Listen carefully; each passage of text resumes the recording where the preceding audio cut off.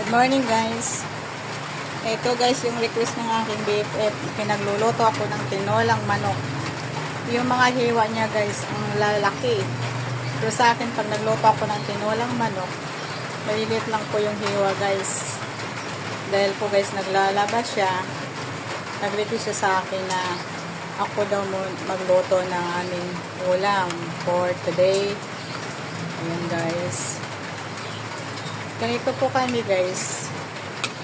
Mag-best friend, nagtutulungan. Pag pumunta po ako sa kanila guys, tinutulungan po niya ako. Pag pumunta po sa amin, tinutulungan niya po ako guys. So ganito po kami guys. Pag may time guys, nagbibiruan, nag-aasaran. Hehehe.